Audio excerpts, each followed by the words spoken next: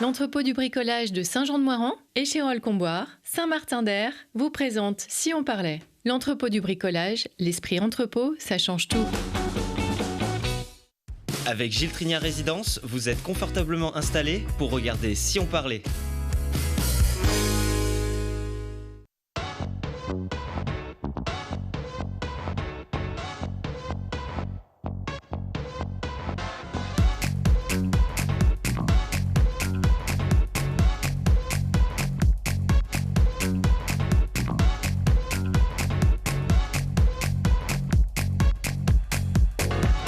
Bienvenue à tous, très heureuse de passer ce moment avec vous et avec ceux qui font bouger les lignes, comme celui qui fait bouger les lignes d'eau de toutes ses forces et dans les bassins du monde entier, le grand espoir français de la natation, handisport et grenoblois.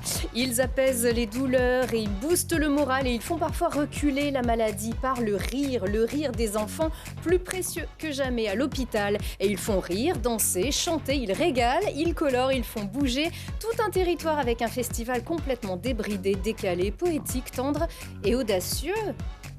Il s'appelle le Festival des délices perchées que vous organisez, Alex. Bienvenue. Bienvenue. Merci. Alex Lopez et toute une équipe aussi à la baguette. Oui, près de 70 bénévoles, près d'une dizaine de bénévoles à l'année pour organiser l'événement. Mais voilà, je le répète, bénévoles. Bénévoles. Et c'est à Notre-Dame-de-Mézage du 2 au 4 juin. On fait un tour dans Horizon en fin d'émission avec vous. Christiane Meyer-Poula, bienvenue. Merci pour l'accueil. Avec grand plaisir, comme la couleur de votre veste l'indique, vous êtes directrice de l'association Soleil Rouge qui veut garder intact l'espoir des enfants hospitalisés grâce au rire provoqué par les clowns de Soleil Rouge qui sans cesse recherchent des bénévoles. On en parle nous aussi dans un instant. Et bienvenue Nolan. Bonjour, merci. Ça va ? Très bien, et vous ? Très bien, merci. Nolan Jalbi, champion de France grand bassin l'an dernier. Vice-champion de France. Vice-champion de France. Ouais. Ok. Champion de France maintenant ? Non, pas encore. C'est vrai. Alors, il faudra nous expliquer comment ça marche, les World Series, dont vous venez de terminer premier, troisième, quatrième, cinquième. Vous étiez aussi cinquième et septième aux Jeux européens de la jeunesse en 2022. Et donc, vous revenez d'une compétition il y a quelques heures. Ça place un peu l'athlète, là. Hein, ouais. Vous avez compris à qui on avait affaire. Merci beaucoup d'être là. Merci à vous. Justement, après toutes ces belles performances, on va revenir, bien sûr, sur cette magnifique épreuve. Mais d'abord, on va se pencher un peu sur votre histoire. Alors nous, on vous a découvert au trophée de l'OMS, l'Office municipal des sports, il y a quelques mois. L'OMS qui désigne désormais un para-athlète de l'année à Grenoble, qu'il soit espoir ou confirmé. C'est une chouette initiative de Pierre Arnaud et toute son équipe. Et donc, on vous a vu devant le public, devant les projecteurs. On a égrené votre palmarès et donc on a fait votre connaissance. Vous n'avez pas toujours fait de la natation, vous étiez rugbyman ? C'est ça, pendant 9 ans. Pendant 9 ans. Ici à Grenoble ? Oui, au rugby club Cessin, pas loin. Ah, Cessin, attention, hein. Mais à Grenoble, il y a le FCG et tous les clubs alentours avec un rêve de devenir rugbyman pro ? Oui, tout comme tout jeune. Hein. Pas seulement pour le plaisir, mais pour devenir un athlète. J'ai toujours été un grand sportif. Et qu'est-ce qui s'est passé petit à petit alors ? Petit à petit, j'ai eu la maladie de Charcot-Marie-Tooth qui est apparue début du collège, qui attaque les nerfs moteurs et sensitifs. Petit à petit, vous étiez fatigué ou Fatigué, crise de crampes. Le kiné de l'hôpital me demandait de faire 2 fois une demi-heure d'étirement pendant l'entraînement, ce qui était impossible à faire sans l'entraînement de 2 heures. Du coup, j'ai dû abandonner mes rêves. Et elle a été diagnostiquée assez tôt, cette maladie ? J'avais 12 ans. Ah oui, 12 ans. Donc après déjà une certaine pratique du sport et des sports de sport de haut niveau. Maladie de Charcot-Marie-Tooth, c'est une forme de la maladie de Charcot ? Non, c'est complètement différent. Complètement différent. Et c'est une maladie dégénérative, neurodégénérative, c'est ça. qui donc affecte effectivement la mobilité, donc ça les membres inférieurs, supérieurs. Les membres supérieurs, inférieurs, donc les jambes, les pieds, les bras et aussi les yeux. Ça affecte aussi un peu les yeux. Et donc au niveau de cette mobilité, elle baisse la sensation aussi La sensation, ou elle l'augmente, elle l'amplifie. Et il y a une grosse fatigue qui est accumulée au fur et à mesure, qui empêche de faire certains mouvements, certaines choses, comme marcher. C'est pour ça que maintenant je suis en fauteuil roulant. Et petit à petit, plus ça va, moins ça va, mais avec le sport, on arrive justement à, non pas à faire reculer, mais à ralentir un peu la progression de la maladie. Non, parce que depuis que je suis sportif de haut niveau depuis 2 ans, la maladie a fait chuter. Mais bon, si j'étais pas sportif de haut niveau, je vivrais pas tout ce que je vis en ce moment, donc c'est un compromis. Voilà, finalement, dans votre tête, vous avez fait ce chemin-là à un moment donné, ou est-ce qu'à un moment donné, vous n'arriviez plus vraiment à regarder à l'horizon, tout simplement? Bah non, j'ai regardé tout droit et j'ai avancé. Ouais. Et votre sœur également, Mon votre sœur jeune sœur de 14 ans, Lucie, C'est ça. qui elle aussi Qui est... est atteinte, on a été atteints en même temps. On a 3 ans d'écart, donc elle a été atteinte en primaire. Et elle a fait. On n'est pas atteint pareil. Moi, je suis plus atteinte des jambes. Lucie est plus atteinte des bras et des mains. C'est une maladie d'origine génétique. Forcément, vous n'avez pas renoncé à vos rêves d'être un sportif. Pas du tout. Donc, le rugby, c'était plus compliqué. Il y a aussi du rugby handisport, il y a du rugby fauteuil, il y a du quad rugby, hein, ça s'appelle aujourd'hui. Vous avez compris que le rugby, c'était plus pour vous? Je suis encore beaucoup le rugby. Je fais du rugby un peu avec mes amis dans le Crêpes, là où on vit, en faisant des passes, etc. Mais c'était dans la salle d'attente de l'hôpital où il y avait une affiche pour faire de la natation. Et ma sœur y a commencé. Et puis je l'ai rejoint 1 an plus tard. Ouais, une affiche, tout simplement. Sans avoir entendu parler de la natation handisport, on a des beaux porte-drapeaux en France depuis quelques années. Vous n'en aviez pas forcément entendu parler. C'est vraiment cette affiche qui vous a... C'est Lucie qui est allée en première. Et puis après, moi, je continuais le rugby en parallèle. Et après, quand le rugby s'est arrêté, j'ai dû me rediriger vers un sport parce que sinon, c'était pas possible. Avec le moral, on précise qu'il n'y a pas forcément de... Pronostic, il n'est pas beau ce mot, hein, mais en tout cas, vous allez vivre avec cette maladie, vous allez vivre avec ces symptômes, et vous pouvez vivre des choses aussi longtemps que possible. En tout cas, il n'y a pas de, on va dire, il n'y a pas de compte à rebours. C'est toute la vie. Et donc, ça vous a guidé dans les bassins. Alors, on y retourne. Là, en termes d'enregistrement pour nous, là, à Télé Grenoble, ça c'était il y a quelques heures. Donc là, on est sur le 50 mètres. Alors, votre catégorie, comment elle se nomme? S9. Alors, S9... En fait, en handisport, il y a 15 catégories. De S1 à S10, ça correspond aux handicaps physiques, sachant que S1 est le plus bas handicap. De S11 à S13, nous avons les handicaps visuels. S14 des handicaps mentaux et S15 des handicaps sensoriels. Et là, dans votre catégorie, il y a des handicaps visuels également? Également. Et en fait, après, il y a un partage de points par rapport au record du monde. Et en fait, le temps est calculé par rapport aux points. Et ensuite, ça fait une base de points et celui qui a le plus de points gagne. D'accord, donc c'est une forme de degré de handicap. C'est pour ça qu'on voit certaines personnes qui sont amputées, d'autres qui sont en fauteuil, d'autres... Et donc, voilà, on parle de catégorie de handicap, ce qui fait qu'en termes de performance, normalement, il y a une certaine équité. Normalement, oui. Voilà, et là, vous vous éclatez, c'est le 50 mètres, c'est le sprint. C'est ma nage favorite, c'est celle où on s'entraîne le plus. Et je m'entraîne parfois même avec des valides pour booster mes capacités, etc. Et là, c'était le 50 libre, là où j'ai fini premier. J'ai amélioré mon temps de 20 centièmes. Alors bravo, c'est magnifique parce que vous êtes premier, mais il y a un coefficient après pour calculer justement... C'est ça, par exemple, il y en a 2 autres qui finissent avant moi. Mais du coup, vu que leur handicap est plus léger, entre guillemets, le calcul des points fait que je passe devant. Donc c'est le jeu, enfin, c'est la règle, on le sait. C'est comme par exemple sur mon 400 mètres, il y a un S6 qui nous est passé devant, un ami à moi, qui a fait des points de plus. Donc on connaît la règle du jeu. Si on veut être premier, il faut aller encore plus vite et aller battre toujours sans cesse ses records. Ce sont des choses qui, là, on vous voit hyper heureux aussi dans le bassin. Ça fait un plaisir fou parce qu'on sait que nager pour vous, c'est le plaisir. C'est-à-dire que l'eau a cet avantage de rendre invisible en tout cas le handicap et pour vous de ne plus sentir, en fait, de ne plus avoir le poids du handicap sur vous. Ouais, c'est ça, parce que toute la journée, on est sur des fauteuils, etc., quand on est à l'école, etc. Là, quand je vais à l'entraînement, j'ai plus le fauteuil, je suis dans l'eau et j'y suis pendant 2 heures et pendant 2 heures, je m'éclate. Je souffre un peu aussi. Bah ouais. Et puis je vis et puis c'est ce qui me fait kiffer. Et puis si, de toute façon, on peut pas continuer le sport si on s'éclate pas dans ce qu'on fait et on peut pas continuer. La natation, vous en pratiquiez auparavant, avant de souffrir des symptômes de cette maladie? À part à l'école, les bébés nageurs, jamais.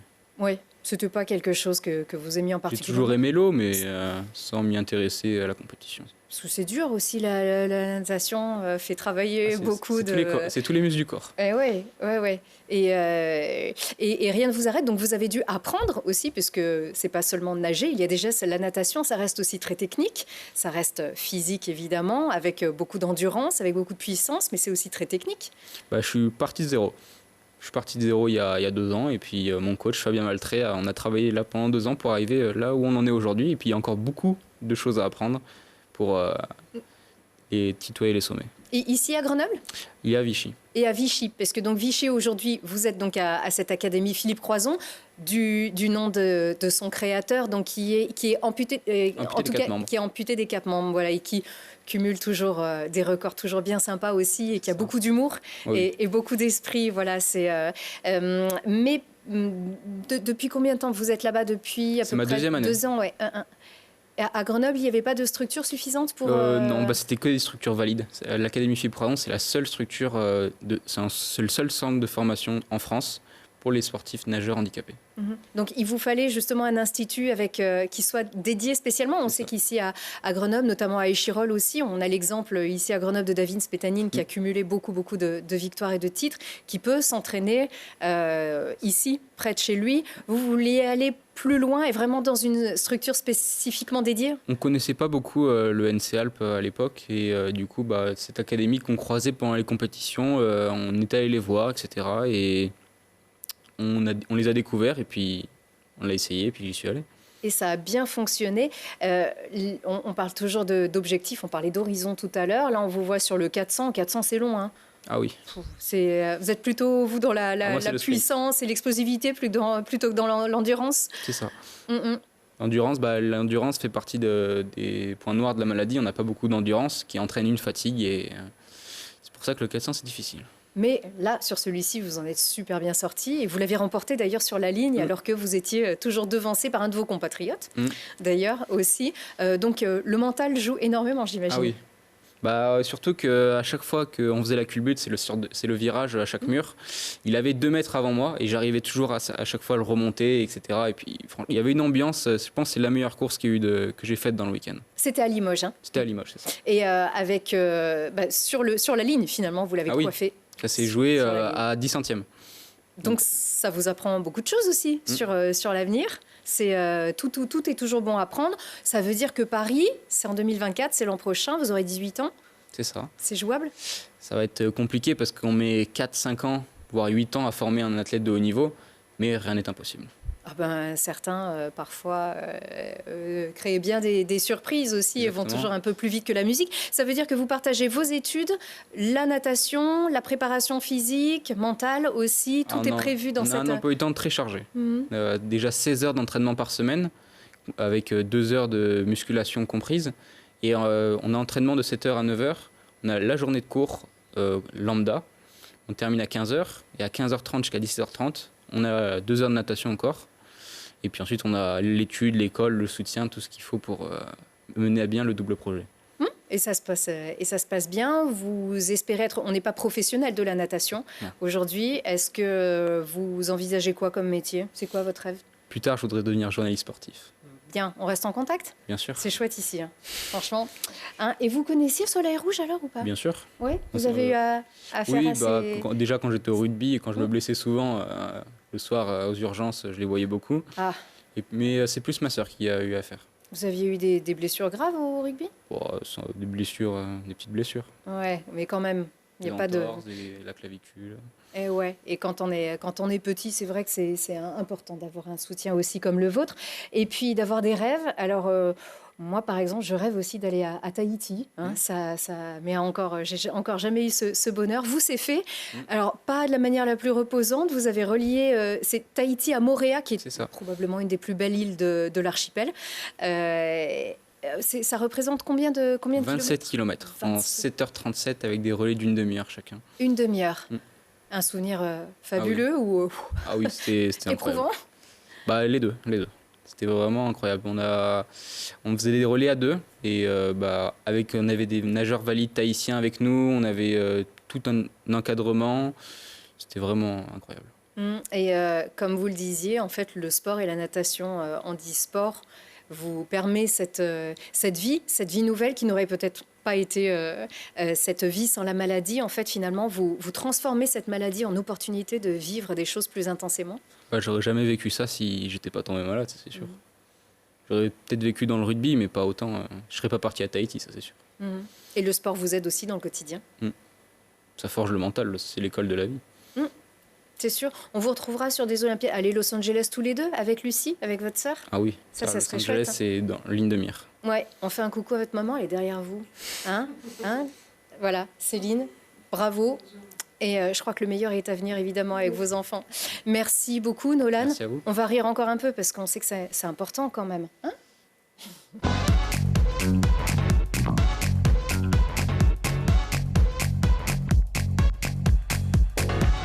Il faut bien écouter aussi Alex qui organise un festival qui vise à faire rire aussi, et pas seulement. Alors, on sait que le rire, pour nous, c'est un plaisir, il procure un bien-être, il donne le moral, il nous fait passer des bons moments ensemble, il crée des liens.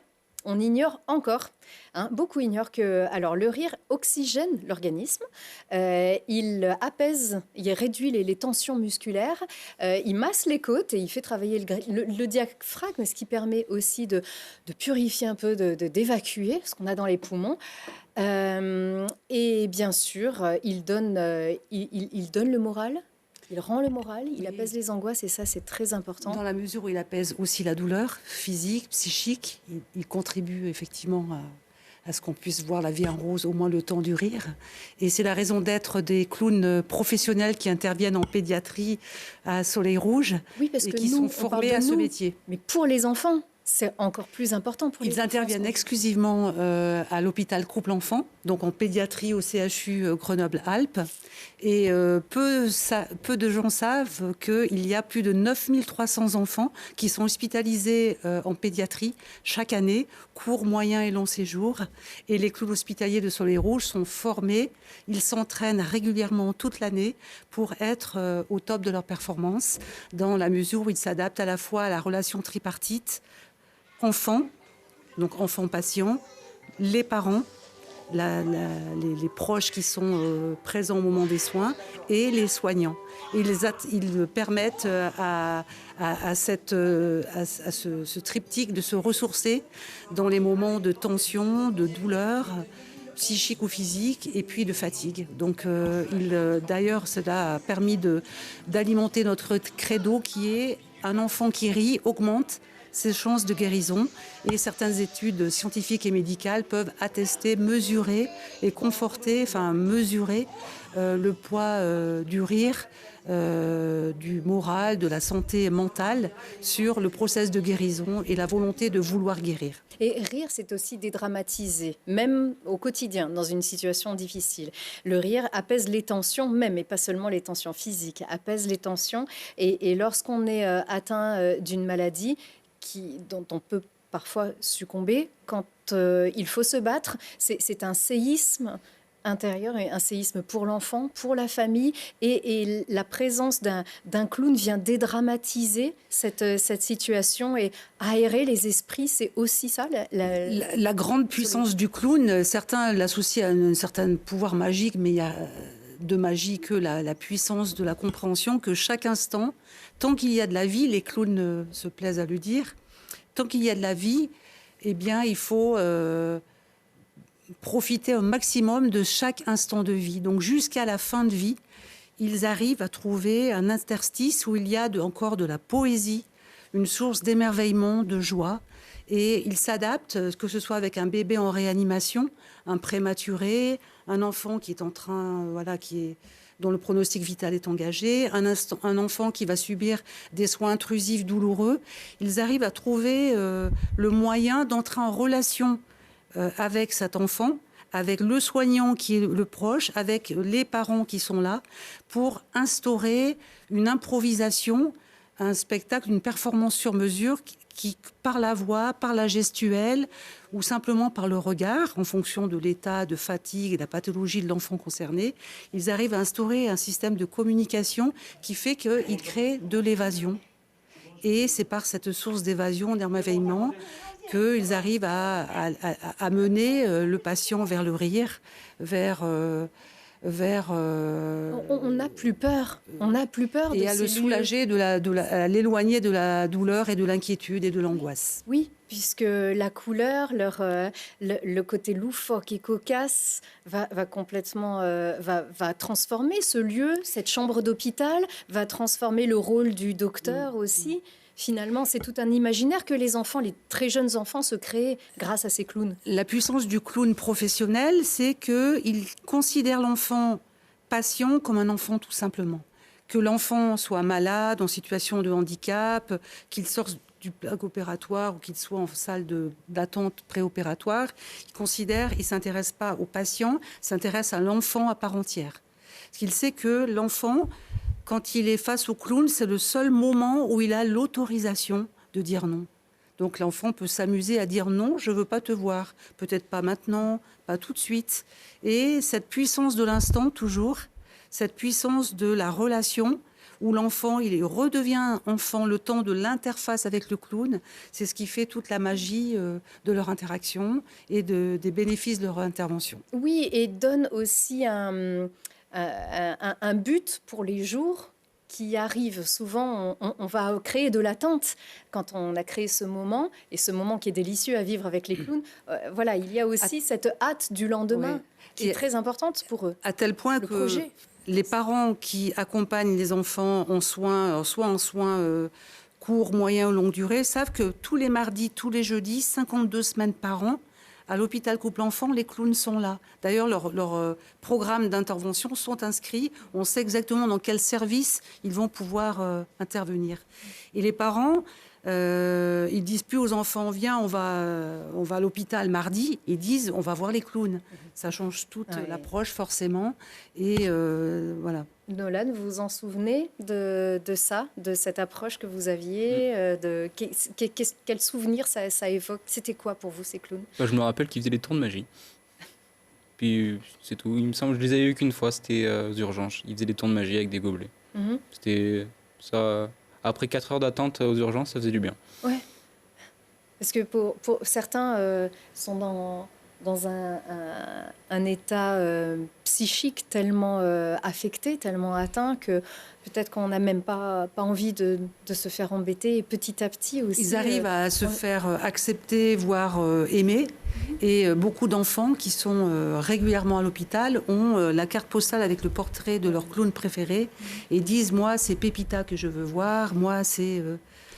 Oui, alors une carte postale peut-être pour Nolan, une nouvelle. Je ne sais pas si vous aimez le foot. Ah oui, oui. Bon. J'aime le sport. Hein. Oui, parce que vous avez un ambassadeur qui vous a beaucoup soutenu. Regardez, écoutez-le. Je soutiens cette association parce que ces clowns contribuent à faire améliorer le quotidien des enfants, à les faire rire. Et on sait qu'un enfant qui rit améliore ses chances de guérison. Et puis le rire aussi permet d'atténuer parfois la douleur et les angoisses. Donc ça, c'est vraiment un magnifique ambassadeur qui vous a donc soutenu alors que vous avez lancé un appel à bénévoles, vous multipliez les manifestations et Olivier est venu de vous, Olivier Giroud, champion du monde en 2018 avec évidemment les Bleus, finaliste il y a quelques mois. Comment vous avez fait pour avoir son soutien? En fait, c'est un travail de très longue haleine. Et grâce à notre réseau relationnel, j'ai réussi à approcher son frère Romain, Olivier lui-même, et il a accepté de faire don de 3 lots qui sont dédicacés, des crampons, un t-shirt du Milan AC. Et on a aussi un maillot des joueurs du GF38 qui est dédicacé. Et cela a permis d'alimenter notre tombola solidaire. Et on va bientôt fêter la remise des prix aux 3 gagnants de cette tombola solidaire. Il faut savoir que plus de 80% des ressources de Soleil Rouge proviennent de dons privés. notamment du grand public, de mécènes, de partenaires. On peut donner sur Internet, sur votre site Internet. Alors sur le site de Soleil Rouge, les dons sont les bienvenus. Soleil Rouge étant reconnu d'intérêt général, par exemple un don de 15 € coûte 5,40 € après réduction fiscale. Et effectivement, les dons en provenance du grand public sont vraiment essentiels. Ils proviennent soit de notre plateforme Hello Asso reliée à notre site web, soit d'événements caritatifs, que nous organisons et grâce aux bénévoles, soit des tirelires qui sont déposés dans de nombreux commerces de l'agglomération. Et 1000 tirelires en Isère, c'est l'opération 2023. Et grâce à ces tirelires, on recueille des dons qui sont fondamentaux pour rémunérer les clowns, permettre la rétribution de leur supervision par un psychologue chaque mois, et puis de rétribuer leur entraînement, leur répétition et leur salaire. Parce que ils sont formés. Ils sont exclusivement professionnels, formés sur des années. Et c'est un métier à part entière, le métier de clown hospitalier. Et qui peut être bénévole? Est-ce qu'on peut vous rejoindre pour se former aussi, pour être clown? Qu'est-ce que vous êtes dans l'attente? Quels sont les bénévoles dont vous avez besoin aujourd'hui? Les bénévoles dont on a besoin sont des personnes qui aiment partager, qui aiment vivre, travailler dans la bonne humeur en équipe et qui, par exemple, pour un concert, qui veulent participer à l'organisation d'un événement, que ce soit un concert, que ce soit, par exemple, bientôt, il va y avoir la montée des rêves, la course des supercars Champs-Rousses, des voitures de prestige McLaren, Porsche et Lamborghini. Et on a besoin de bénévoles qui nous aident à être présents sur cet événement, à être à la billetterie, à promouvoir l'association. On a plusieurs concerts qui vont être organisés au bénéfice de Soleil Rouge et de très grande envergure. Et on a besoin de personnes qui travaillent en équipe pour que ces concerts et ces événements soient de belles manifestations à l'honneur des clowns, à l'honneur de l'association et permettent de recueillir des dons. Et les tâches, les missions sont très variées. Elles peuvent être extrêmement ponctuelles, 1 heure par-ci, 2 heures par-là. On est très vigilant à ce que les bénévoles aiment faire.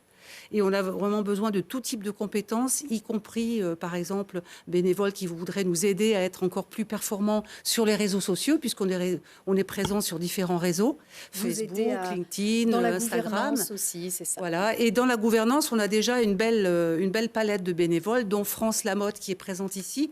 Donc, ce sont des bénévoles France et une ancienne DRH de l'hôpital Grenoble-Alpes. Elle est référente RH et on a des représentants de l'hôpital puisqu'on travaille la caution médicale et scientifique dans le métier du clown hospitalier.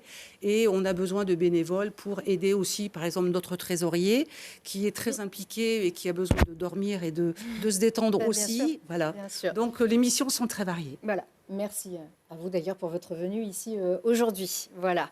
Eh bien, on a tout saisi. Merci beaucoup. Bonne chance. On a compris que le rire était bien plus qu'un petit moment à passer. C'est un symbole d'espoir, de guérison et de bien-être physique. Et ça représente beaucoup pour ces petits hospitalisés à l'hôpital couple enfant.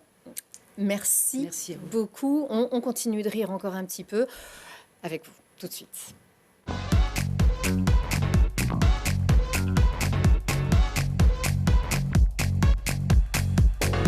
On fait pas que rire d'ailleurs au Festival des Délices Perché parce que un peu perché quand même, ouais.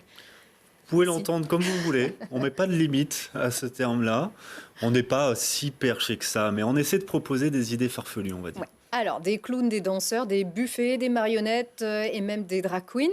Hein, c'est le festival Les Délices Perchées, donc qui ose tout pour illuminer, pour régaler le week-end à Notre-Dame-de-Mézage pour tous les publics depuis quelques c'est la 4e édition. 4e édition, c'est ça. Et ça s'adresse crise à sanitaire est passée par là. La crise sanitaire est passée par là. On s'est posé la question de savoir si on allait reprendre, parce qu'évidemment les énergies bénévoles, on sait bien à quel point elles peuvent être fragiles, mais on est encore là. Pour combien de temps on ne sait pas, alors profitons-en. Oui, alors l'idée c'est d'en profiter dans la journée parce que ça commence à 10h et ça finit très très tard dans la nuit et ça continue alors déjà le vendredi, le samedi, le dimanche avec un festival pour tous. On vient rire, on vient manger. Quel est le principe en fait de ce rendez-vous ?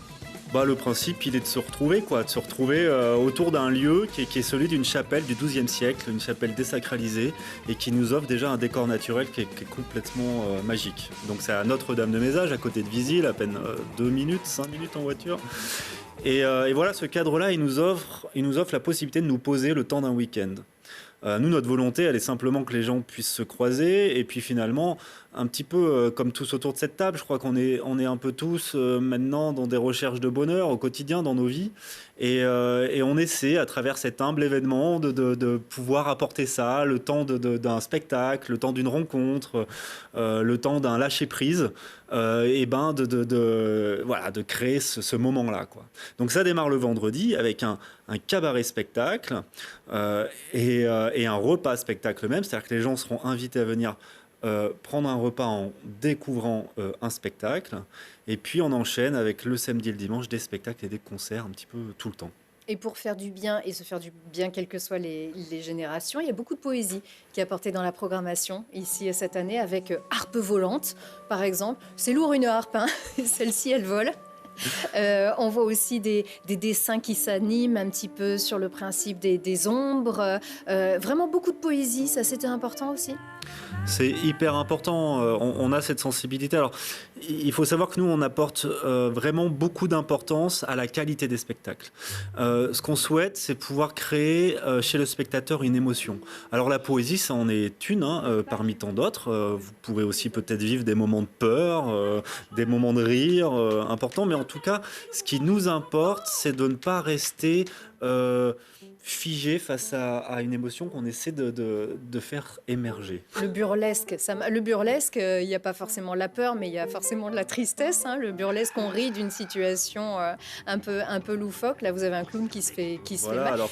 On parle des clowns quand même. Certains ont aussi peur des clowns, une peur qui a été amplifiée par toute l'imagination des réalisateurs et des scénaristes qui ont voulu justement créer la peur autour de cette vieille tradition qui est faite pour faire rire aussi. On se moque, mais on rit. Vous, c'est le clown marrant. Alors, à qui il arrive des trucs pas marrants. Nous, le clown qu'on accueille cette année, il s'appelle Typhus Bronx. C'est un petit peu un clown dont on entend de plus en plus parler en France là, ces dernières années. Il fait complet partout où il joue. Et en fait, lui, il dit spectacle à partir de 10 ans, enfin je crois. Et c'est vrai que son spectacle, il n'est pas tout public. Il faut être clair avec ça. C'est un clown qui fait rire. Mais aussi qui va chercher les failles de l'être humain, et parfois, selon où on se situe, ça peut remuer, quoi. Donc c'est un clown qui n'a pas la seule fonction qui est celle de faire rire, mais il a aussi la fonction qui est celle de faire réfléchir, philosopher, peut-être se remettre en question, peut-être débattre. Mais il fait moins peur que certains qui sont là pour faire peur, quoi. Tout à fait. Voilà, tout à fait. Ça c'est sûr. Et puis beaucoup de musique aussi, hein. Voilà, il y en a vraiment pour tous les âges. On aime dire que c'est pas un festival forcément familial, c'est un festival pour les enfants. Donc à partir de 3 ans, on a des spectacles, on a même des animations pour les plus petits. Mais on a de la musique, et notamment une programmation qui va aller du familial jusque vraiment à l'adulte le samedi soir. Donc on va commencer avec une fanfare bien connue à Grenoble, c'est les Pink in Black. La fanfare en jaune et noir. En rose et noir, pardon, merci. Et donc là, on va être vraiment sur du festif, tout public. Et puis petit à petit, on va aller vers de la musique un peu plus pointue avec l'orchestre tout-puissant de Marcel Duchamp, qui est vraiment du jazz rock, une musique énergique, mais aussi extrêmement pointue, qualitative en termes instrumentaux. Ah oui, ils commencent à bien tourner eux aussi, oui, une dizaine d'années déjà. On les a vus à Minsk, dans le Trièvre, dans des festivals de jazz. Et puis ça va terminer avec Mazalda, qui est un groupe aussi qui a eu son histoire à Grenoble. Les trentenaires, les quarantenaires ont déjà entendu parler de Mazalda et qui vont revenir jouer, qui sortent un nouvel album après des années d'absence, et ils finiront la journée du samedi soir. D'accord. Et le vendredi soir, on en parle des 12 travelots d'Hercule. C'est tout public. Les 12 travelots d'Hercule, c'est tout public. Et ouais, ce sont des drag queens, parce que pourquoi les drag queens pourraient pas être tout public? Les enfants adorent ça en plus. Oui, c'est tout public, et c'est pas la première année, hein. Bien sûr, qu'on les retrouve, c'est très burlesque et c'est très joyeux, ils se prennent pas au sérieux. Complètement, complètement. Voilà, les 12 Travelots, c'est à la fois du playback, de la comédie, de la danse, du jeu. Voilà, c'est une bande de garçons ou de filles, vous choisirez, qui viennent. C'est pas le but d'ailleurs. Et c'est pas le but d'ailleurs, qui viendront simplement ambiancer la soirée. C'est un cabaret qui dure près de 2h30, où ils vont nous conter, nous chanter tout plein de choses et qui vont passer leur temps à se transformer. Voilà. Et ce spectacle, il y a quelques surprises qui vont l'accompagner. Un repas déjà confectionné par les bénévoles des Délices Perchées. Donc vous venez, vous vous installez, on vous sert le repas.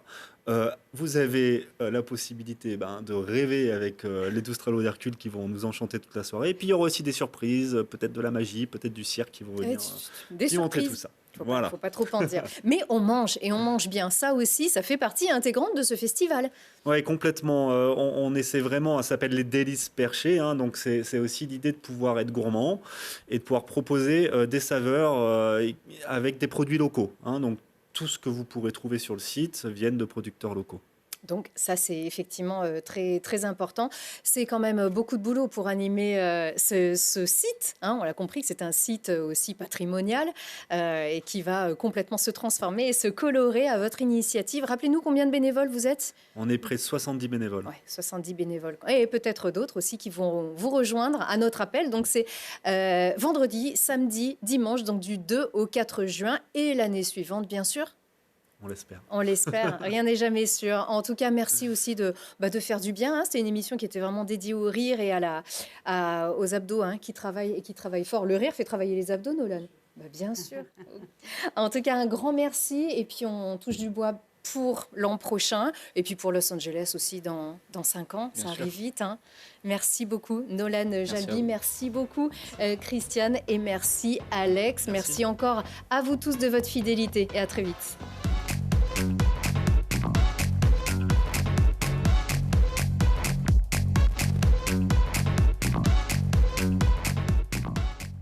Vous avez profité de Si on parlait avec Gilles Trigna Résidence.